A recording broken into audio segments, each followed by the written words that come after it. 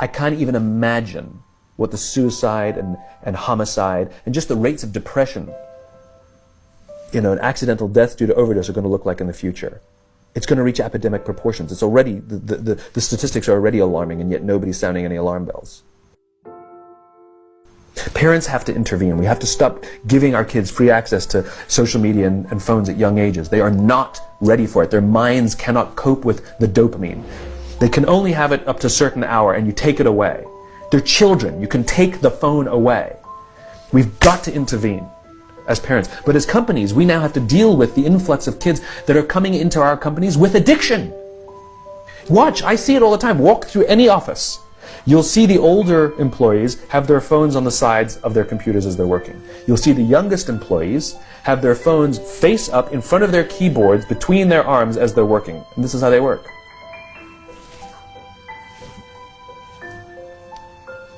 And the science is alarming. They did experiments on mice where they did the multitasking. They put flashing lights to mimic going from the computer to the cell phone, the computer to the cell phone to the TV.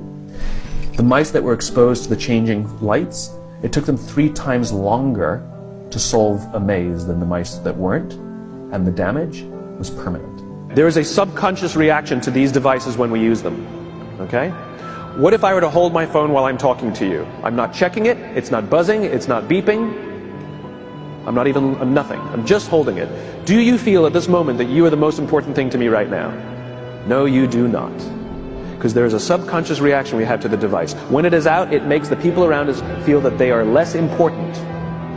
So when we're walking down the halls in our offices and somebody says, hey boss, can I ask you a question? You go, sure, what's on your mind? We've just told them they're not that important. Or we can go, sure, what's on your mind?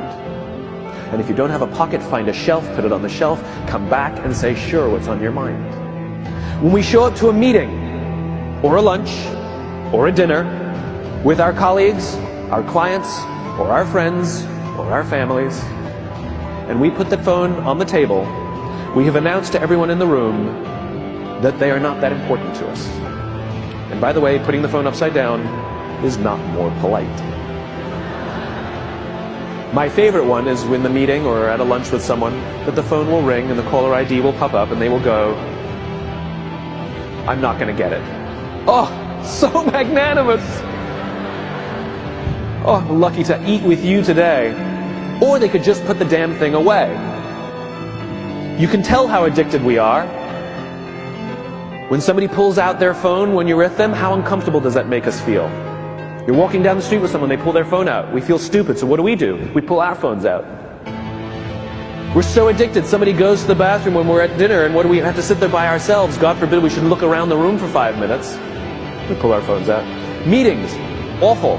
What do we do when a meeting happens, right? Everybody's sitting waiting for the meeting to start. Bob's running a few minutes late.